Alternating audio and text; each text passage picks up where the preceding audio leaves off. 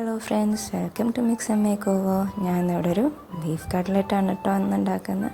അതിന് വേണ്ട ഇൻഗ്രീഡിയൻസ്: ഒരു ഉള്ളി ചെറുതാക്കി അരിഞ്ഞത്, ഒരു ചെറിയ കഷ്ണം ഇഞ്ചി, 5 to 7 വെളുത്തുള്ളിയും എടുത്തിട്ട്, പിന്നെ ബീഫ് 1 കപ്പ് വേവിച്ചതാണ് കേട്ടോ. പിന്നെ പൊട്ടാറ്റോ അതും വേവിച്ചതാണ്.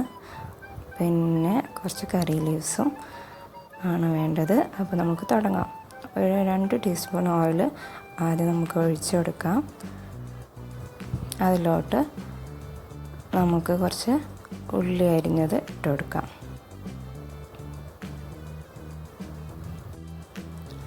ഇട്ടെടുത്തിട്ട് നന്നായിട്ടൊന്ന് വഴറ്റി കൊടുക്കുക.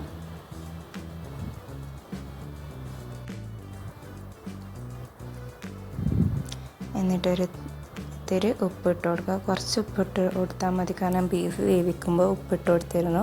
പിന്നെ പൊട്ടാറ്റോ വേവിക്കുമ്പോഴും കുറച്ച് ഉപ്പിട്ടിട്ടാണ് വേവിച്ചെടുത്തത്. അപ്പോൾ ഈ സമയത്ത് കുറച്ച് ഉപ്പിട്ട് കൊടുത്താൽ മതി കേട്ടോ. ഇനി നമുക്ക് ജിഞ്ചർ ഗാർലിക് ഇട്ട് കൊടുക്കാം. അത് ഏകദേശം 1 ടേബിൾ സ്പൂണ് വരും. രണ്ടും കൂടെ ചതച്ച് വന്നപ്പോൾ 1 ടേബിൾ സ്പൂണോളം ഉണ്ടായിരുന്നു. അപ്പോൾ അത് നന്നായിട്ട് അതിൻ്റെ പച്ചമണം മാറുന്നവരൊന്ന് വഴറ്റി കൊടുക്കാം. പിന്നെ നമ്മൾ മഞ്ഞൾപ്പൊടി, മുളക് പൊടി, പിന്നെ ഞാൻ മുളക് പൊടി ഇത്തിരി ഇടുന്നുള്ളൂ, മക്കളും കൂടെ കഴിക്കുന്നതുകൊണ്ട് എരിവ് കുറച്ചതാണ്. അപ്പോൾ ഗരം മസാല ഇട്ട് കൊടുക്കുക. പിന്നെ പെപ്പർ പൗഡറും കൂടെ ഇട്ട് കൊടുക്കുക. പിന്നെ നമ്മുടെ മീറ്റ് മസാല അതും കൂടെ ഇട്ട് കൊടുത്തിട്ട് നന്നായിട്ടൊന്ന് വഴറ്റി കൊടുക്കുക കേട്ടോ.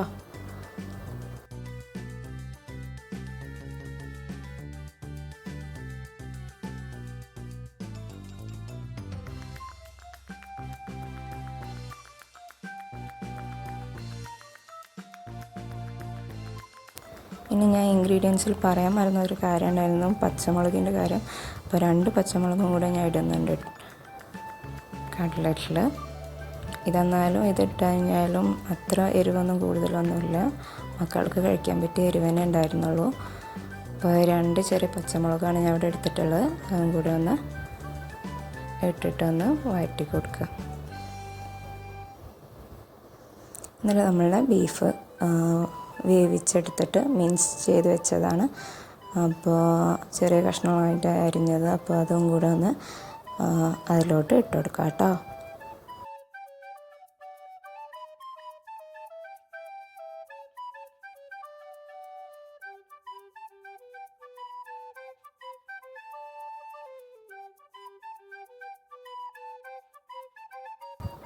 നമ്മളുടെ പൊട്ടാറ്റോ ബോയിൽ ചെയ്ത് വെച്ചത് അതും കൂടെ ഒന്ന് ഇട്ടിട്ട്, കുറച്ച് കറിവേപ്പില ചെറുതായി അരിഞ്ഞത് അതും കൂടി ഒന്ന് ഇട്ടെടുത്തിട്ട് നന്നായിട്ട് മിക്സ് ചെയ്യുക. കാരണം ഉപ്പ് എല്ലാ ഭാഗത്തും ഒരുമിച്ച് നന്നായിട്ട് പിടിക്കാനാണ്.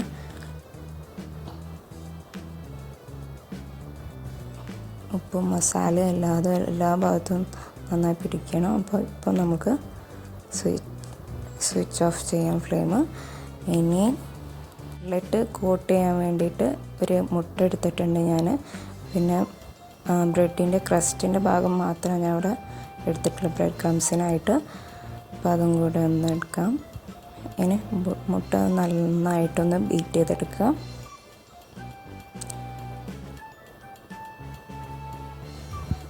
നമുക്ക് നമ്മളുടെ ഇഷ്ടമുള്ള ഷേപ്പാക്കിയിട്ട് നമുക്ക് കട്ട്ലറ്റ് ചെയ്തെടുക്കാം.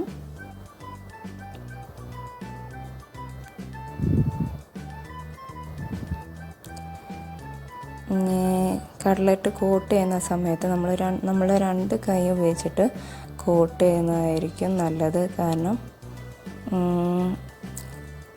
ഒരു കൈയായിട്ട് തന്നെ മുട്ടയിലും പിന്നെ ബ്രെഡ് ക്രംസിലോ ആക്കിയാലും നമ്മുടെ കയ്യിൽ അത് ഒട്ടിപ്പിടിക്കുകയും ചെയ്യും. വെറുതെ ബ്രെഡ് ക്രംസ് ആവശ്യമില്ലാതെ വേസ്റ്റായി പോകലുണ്ട്. അപ്പോൾ 2 കൈ കൂടെ ഉപയോഗിക്കുകയാണെങ്കിൽ അധികം വേസ്റ്റേജ് വരില്ല. അപ്പോൾ അങ്ങനെ ചെയ്യുന്നതായിരിക്കും ബെറ്റർ. ഒരു കൈയിൽ കട്ട്ലറ്റ് എടുത്തിട്ട് അത് മുട്ടയിൽ മുക്കിയിട്ട് മറ്റേ കൈ കൊണ്ട് ബ്രെഡ് ക്രംസിൽ കോട്ട് ചെയ്തെടുക്കുക. അപ്പോൾ നമ്മുടെ കയ്യിൽ ഒട്ടി പിടിക്കുകയില്ല, പെട്ടെന്ന് പണിയും കഴിയും.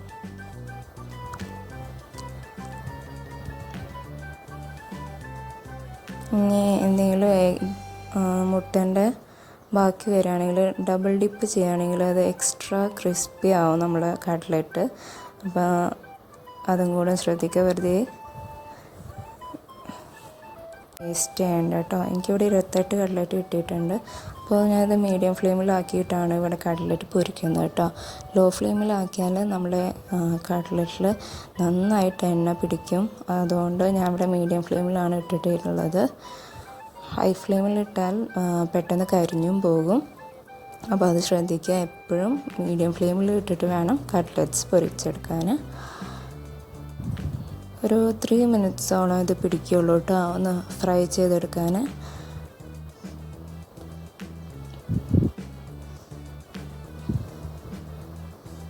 അപ്പോൾ നമ്മൾ കട്ട്ലറ്റ്സ് ഇവിടെ റെഡി ആയിട്ടുണ്ട്. നമുക്കിത് എണ്ണയിൽ നിന്ന് മാറ്റിയെടുക്കാം.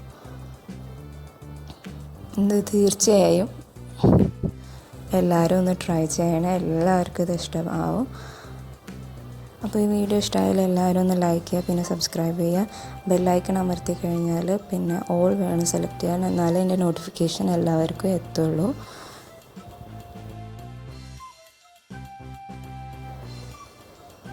അപ്പോൾ എല്ലാവർക്കും happy Ramadan. Stay home, stay safe. Thank you.